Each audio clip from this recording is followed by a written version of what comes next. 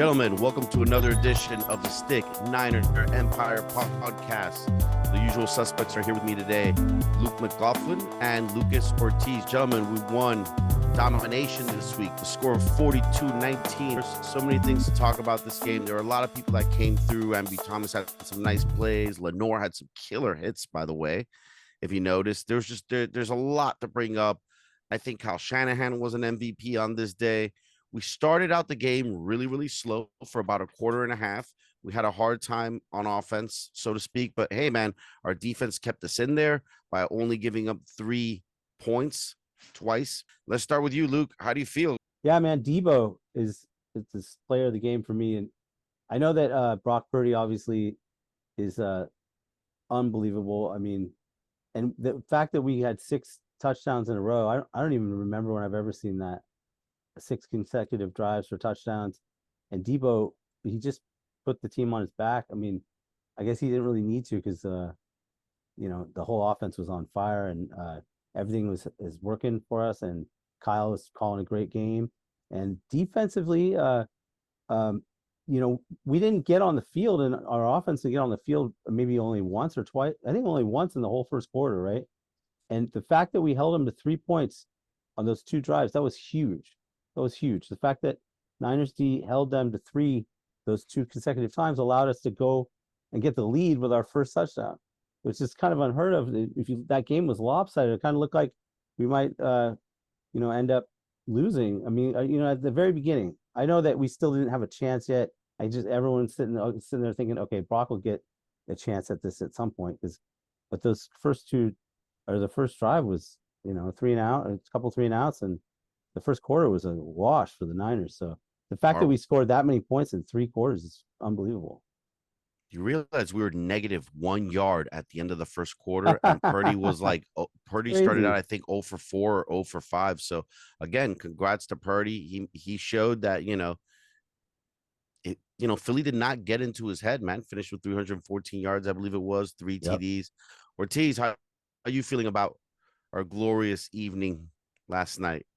You want to know how I'm feeling? I'll tell you how I'm feeling. So you're probably wondering my background, where I'm broadcasting from, and I'm actually in outer space right now. And the reason being is because the Niners just kicked the Phillies' asses into outer space, and I'm just figuring out here, give it to them, and continue with the what Debo started during the week. Actually, what Debo started in February after we lost to them right before the Super Bowl.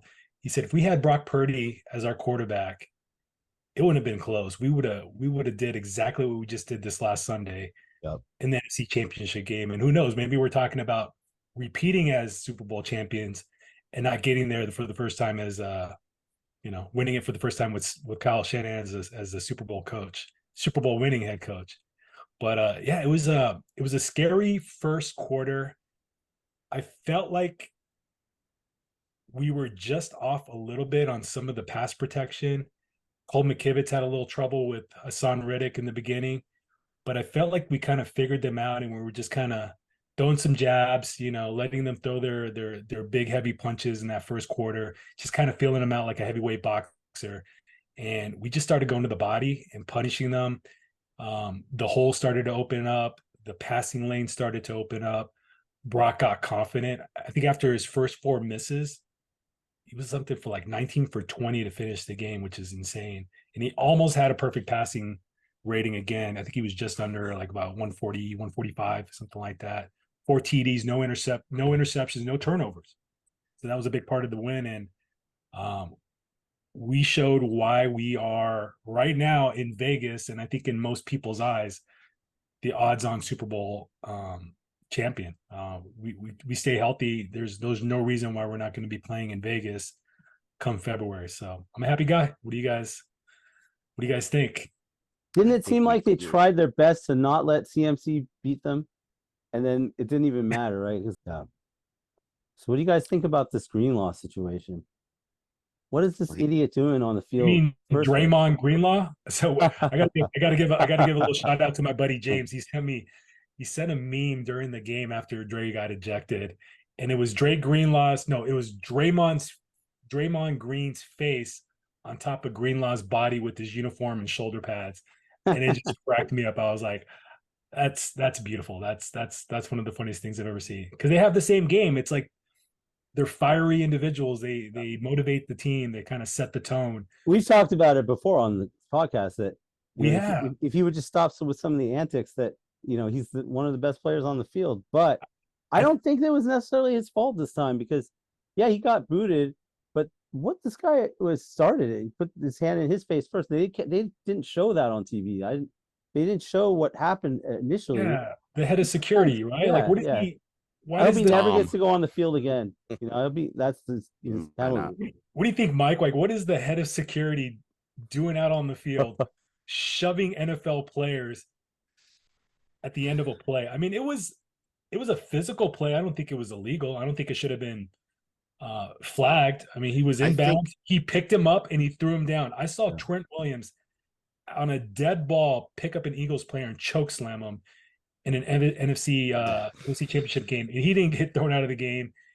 I think they threw a flag, but it wasn't anything egregious. I mean, obviously you can never touch anyone on the sidelines that's not part of the team like that. It's almost like touching a coach in a way, He but flicked his nose. He touched his nose with that was nothing. But you know what He's I not think supposed to touch the players either, though, and that's what happened first. They didn't show that. He actually hit Greenlaw first. So if you brush up against somebody, you're gonna get tossed if that person isn't somebody that's on the team. I mean, he was on the sideline. The play was over. This fool comes over and pushes Drey Greenlaw away from the Eagles player. He had no business doing that. There's no reason to kick Drey Greenlaw. He's for all intents and purposes, he was just basically calling him out. He was sticking his hand in his face, his nose got in the way, and it touched. The slam outside out of bounds is more the Greenlaw thing that we. But it wasn't out of bounds. He was in bounds when he threw the guy. He was right on the line. That's true. He was inside and he slammed him. It was a little much. He picked him up in bounds and threw him out of bounds. Now, it almost feel like they were making him suffer for that, almost like 2 penalties in one. That's how I felt. Like, okay, you took that hit on him. The crowd is booing, and now you put your finger in the guy's face. You know what? Just get him out of the game. That's how I kind of felt. I mean, what did DreyMond Greenlaw really do wrong? I think he was just auditioning for his post football career. I think he wants to team up with Kittle and be a WWE actor, tag team actor, tag team wrestler. Yeah, I mean, it was a clean football move. That idiot, that fat bastard from the other team, the head of security, I don't know what the fuck he was doing there. Part of my he did it on their tiniest guy too. They were probably protecting the player. He did it on their tiny little. They don't need security like that. It's ridiculous. What is he doing? Why is that? Why is he on the sidelines? What is he preventing? But the league is soft. I mean, that 10 years ago, that's just you separate the players. Everybody goes to their sidelines. Maybe they give double penalties, offsetting penalties. And if you guys get a chance, I think listen to Damon Bruce's show today. He goes off on that guy. It's really funny. I bet he does. It's pretty hilarious. He's like, what is this guy? Bruce Willis and Unbreakable? But you mentioned Trent Williams, and I just was thinking, I'm sure you guys realize this too. But correct me if I'm wrong, but with Debo and Trent Williams in the lineup, the Niners are undefeated this year. Yeah, no, they've been undefeated. They're not just undefeated. They're like 16-0 or something like that, 17-0, give or take. When those two start. With Purdy continuing more than 2 plays in a game, obviously, because you look back at that NFC Championship. Yeah, no, they're unstoppable. Well, when they have everyone rolling on all cylinders like that, they're impossible to beat because you can't. You have to pick your poison. Someone's going to tear you apart. The Eagles don't have the personnel to cover Kittle. Debo is just a game changer. Even if he hardly gets the ball, whether he gets the ball or not, he opens everyone up because he's such a deadly weapon. You know that once this guy gets the ball, he's a running back at that point. Yeah. And he's a special type of player that could be used in gadget type situations, and he's just great like that. He's unstoppable. Aside from that, and looking at the other side of the ball, the secondary is really starting to come together, and Travarius Ward had another phenomenal game. Incredible. I love watching him play. He gets in their heads, and he gets like inside their arms and makes sure he's knocking the balls away now. He's been really good. Multiple blocks. He had multiple big hits. The game started off with a big hit by him. On the first play of the game, he made a big hit. He had multiple hits. Same thing with Lenore. Lenore had some, he gave up some yards, but man, Lenore had some Oh, I vicious, saw him. Yeah, he had a couple really good hits. Oh, Yeah, his both of them. hit, on Swift, both right? of them. Oh his hit man, on Swift at the end of the game. I mean, was I know the awesome. game was out of Both of hand them. and maybe the effort wasn't quite there, but he hit that guy so hard. He didn't get up for about 3 minutes. Yeah, I mean, he limped off the field. And I've never seen a hit like that from Laura. We can get that out of him for the rest of the season.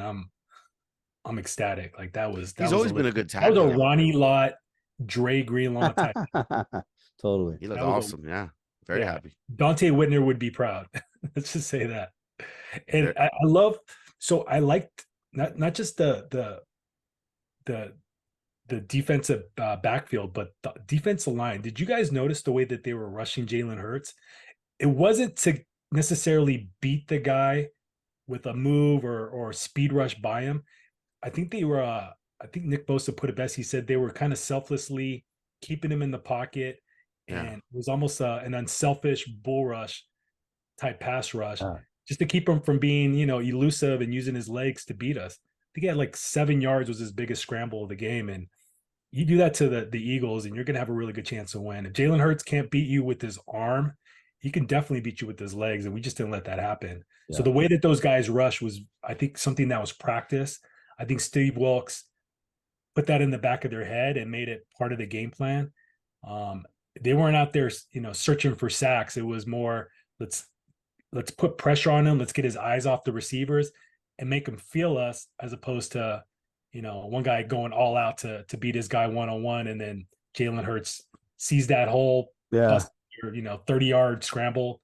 And those are the backbreakers. Those are the ones that really hurt. So that's kind You of know, what at one point there were so many touchdowns, it felt like you couldn't go take a piss without a touchdown happening. it was You know? incredible, Like, right? get up off the That couch was- and someone's like, "Oh, they scored another touchdown." Oh, really? It kind of reminded me of when I used to play Tecmo Bowl back in 1986. It was like Hollywood or Madden. I don't know what Yeah, that was. It Weird. would be like 58 to Playing a 40. team that was 10-1.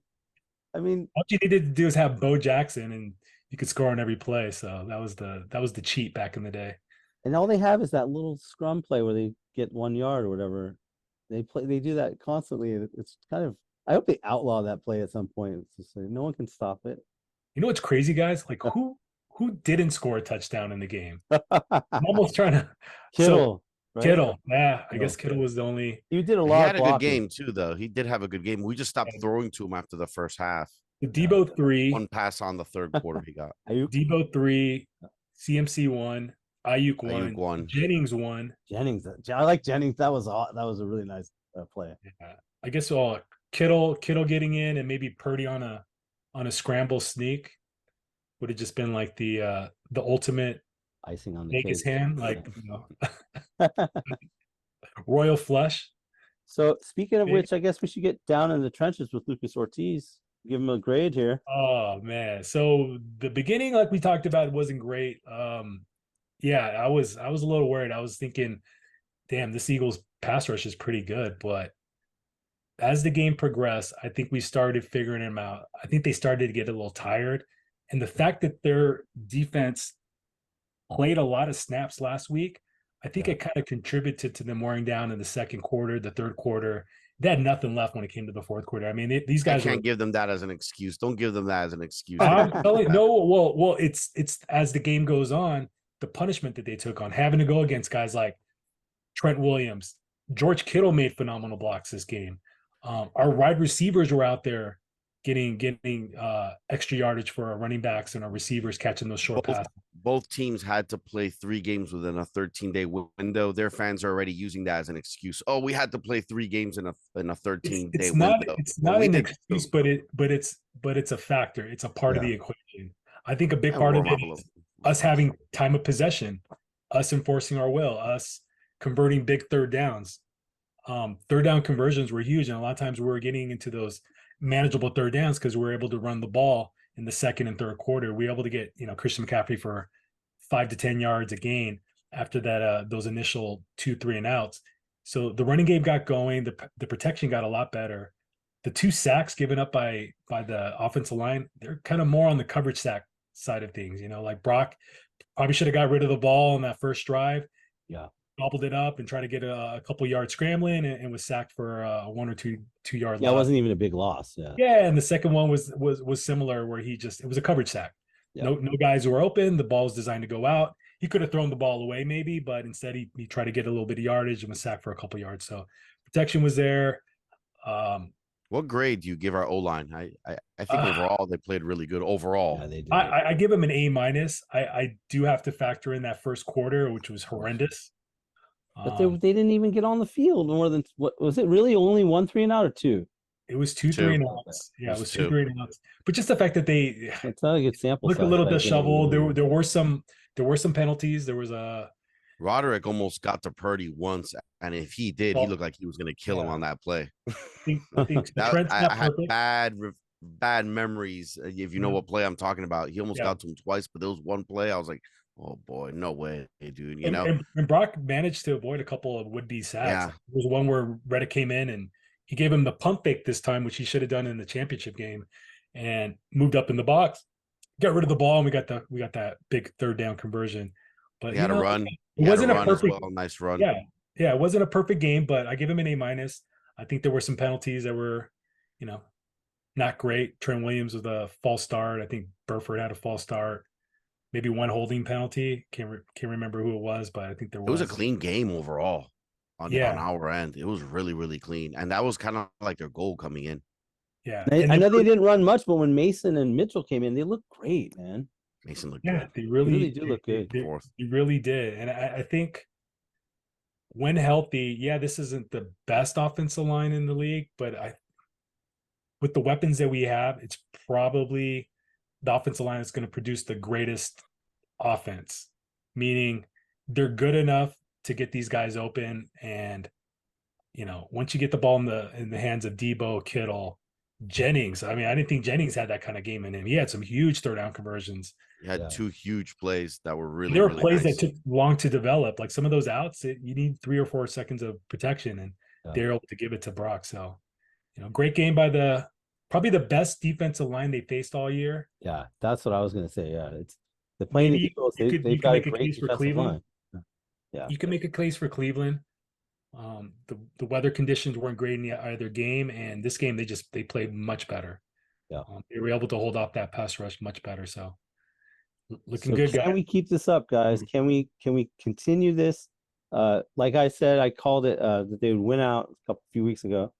So what do you guys think? And what about this matchup coming up? From here on out, we're winning out. I could see that after this game. Feels like jumping on my bandwagon. You could definitely see it. You could definitely see it. Hey, who's the other guy from the other podcast that predicted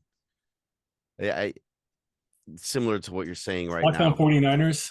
Nicholas. Yeah. Who's the other guy? It was his first miss. He predicted they would lose to the Eagles and then not lose for the rest of the year, including winning the Super Bowl. So got you. Okay. So actually, McLaughlin is up ahead on him from this point on, I guess. We'll see. It's not going to be easy, you guys. I mean, even though it seems like it might, it's not.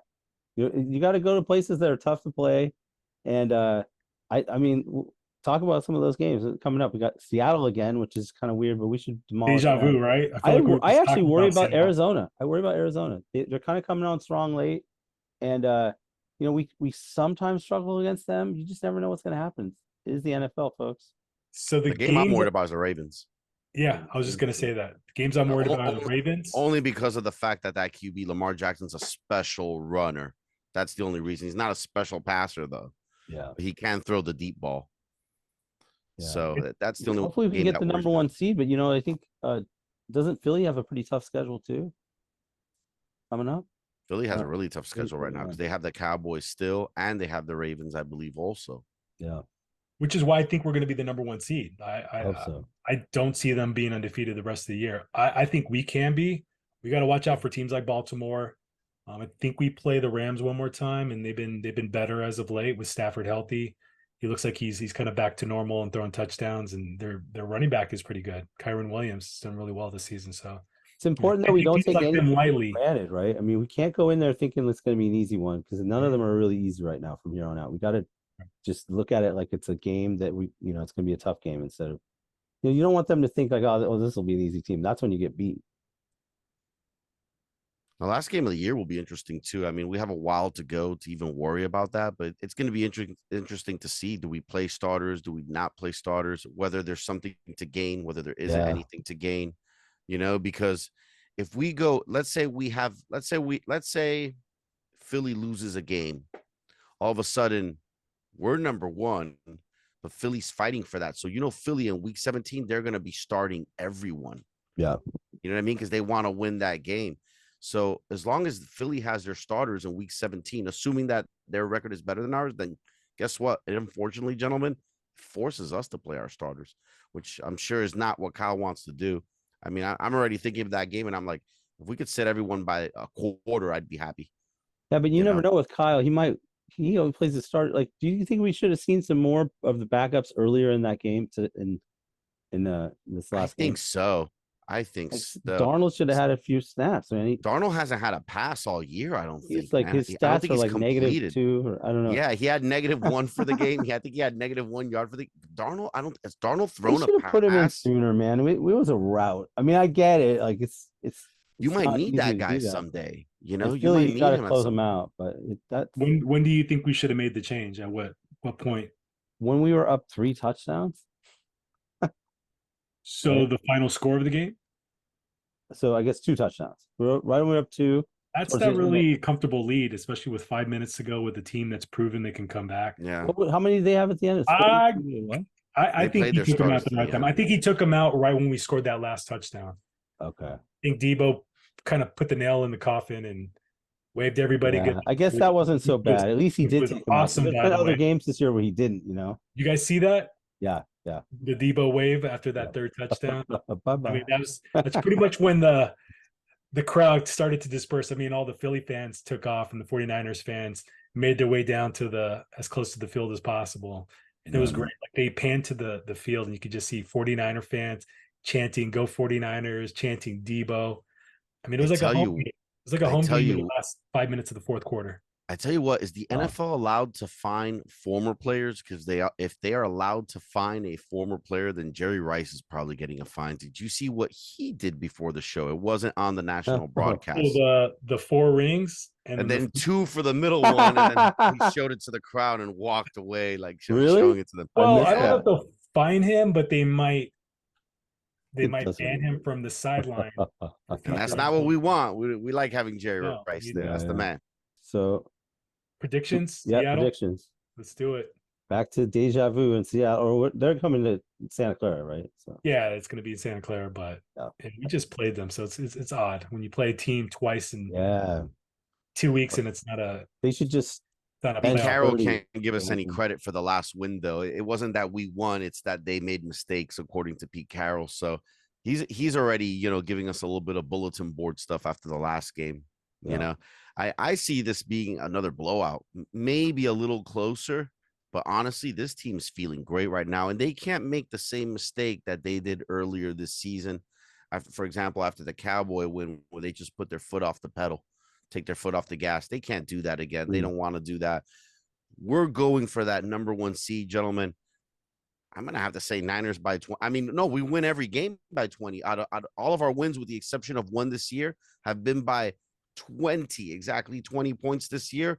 I'm gonna have to say we win by 25 if that's the case. Why not? 25 points. So we're gonna hit 50 at some point this year, gentlemen. I don't think we've hit 50, right? So that's the final score, politician. Maybe Arizona. I think Arizona might be the team to get that 50 burger. I'm gonna say we get it this week just because we're excited. I'm gonna go Niners 50 to 14. In San Francisco, in a game where we continue doing what we've been doing, continue giving to Ayuk, get Kittle involved a little bit more. Kittle's been coming on strong the last 6 weeks, 5 weeks now. And let's try and start getting Trent Williams. This is something I really want them to do. Let's start giving Trent Williams a little bit more of a rest toward the end of the game. Let's give maybe Debo a little bit of rest during the end of the game, because that's the way that these guys play really hard. We cannot afford to lose Trent Williams. I think that's so obvious right now. Yeah. I want to get him fresh into the playoffs. So even if you just save him 6 minutes a game, every game in the fourth quarter, hey, man, that's going to help him later. That's So the what's way your final score? 50-14. Nice. All right, Ortiz, you're up. I'm batting cleanup. Your band cleanup. All right. So our MVP candidate, Brock Purdy, how good he was, how solid he was. I don't think we talked about him enough. So it's going to be a part of my prediction. So he had a great game. I think right now he's 314 yards. most major passing categories, and I think he's going to catapult himself even more into that MVP discussion. Right now he's the Vegas odds-on leader, but I think he's going to cement himself even more so. I think he's going to have a 5 TD performance through the air, 1 on the ground, and we're just going to be talking about how does this guy not win the MVP? Yeah. Based on this next game against Seattle. I think it's going to be the Brock Sember to remember. He's gonna just embarrass Seattle. I think Charvarius Ward is going to follow DK Metcalf again. He's going to get pissed off. They're going to get in a fight. Both of them are going to get ejected. Drey Greenlaw is probably going to get ejected again for something stupid. And we're going to blow them out. I'm on board with you, Mike. I think we're going to have our way with them. It's going to be not a close game at any point. 44-10, 49ers. That works for me. I got one stat for you, by the way, that you're going to love. 6 times 7, yeah, 42. Okay, so I just want to make sure I had enough touchdowns. Since you wanted to bring up, and justifiably so, Brock Purdy being the MVP, here's a stat for you. Out of the top 8 right now, since yesterday, out of the top 8 QB ratings this year, Brock Purdy owns 6 of them. Out of the top 8. Nice. That's awesome. That's insane. He's got first place. He's got the highest one of the year. Second one highest of the year. Then comes Josh Allen. Then it's just Purdy. Someone else, Purdy. Like, dude, he is having an unbelievable season. I think CMC definitely needs some love for MVP also, because the system. He'll get some love. It's a quarterback. It is. Award. It is. They should just name it. Best quarterback of the year award, and then have a separate MVP award, honestly. But I think both of those guys, maybe it'd be great if they could even split it, since they're on the same team. That'd be super cool. Yeah, and it's happened before. Offensive weapon type award, and probably a guy like Tyreek Hill right now would be the front runner for that non-offensive. All right, that's not a quarterback. But just real quick before you start, Luke, I know you're bad cleanup. Yeah. So it's going to be 7. It's going to be 6 touchdowns and a 2-point safety for a 44 to what did I say? 10? 44-10 win. Just in case anybody was questioning my math. All right. So I'm going to go Niners 35 and Seattle Seahawks 14. And I think one of those touchdowns will be Purdy with his feet. And then you've got 2 for Deebo and 2 for CMC. No, I think it'll be 35-14. Yep. Lovely. And with that, everyone, that concludes our show this evening. Donald takes over in the fourth quarter for the last 3 minutes of the game. Throws a touchdown pass. He does in every game. He just doesn't do anything. Sadly enough. By the way, Ortiz, while you're out there in space, since we kicked Philly into space, have you seen any trash floating around? Hey guys, I just saw DeAndre Swift floating by. I think Diamador Lenore kicked him into outer space. Bradbury. I was looking for Bradbury. This is called trash. Hey, this is Philly cheesesteak. Just floated by your head. Say hello for them. And one more thing. Did anyone notice the Bradbury play? I had to watch this. I didn't catch this till right now because I watched the game a second time. There's a play around the third quarter where Bradbury Debo's running straight at him, and Bradbury just stood back and he let the other boys come in, man. And he was like, yo, I'm not getting in that, boy. Like, we got to play that like with the theme from Rocky. He did not, like, instead of being like hyper aggressive and coming in with them with the other two guys got Debo. Debo kept on pushing, and Bradbury just stood there. He was like, nah, I'm not getting into this, bro. So I think that's why he called him out too. Isn't that meme where Debo in Friday says, "You want some of this, punk?" And he's like, "No." Friday, Great brush off by Debo earlier in the game. Cry in the car. That guy off. But yes, fans, people that are watching the show, please like and subscribe so you can get more content out to you. And with that, awesome. All right, go Niners, you guys. Let's go Niners, rolling. everyone. Keep it going. All right. Happy holidays, everybody. See you Yeah. next week. Go Happy Niners. holidays. Happy holidays.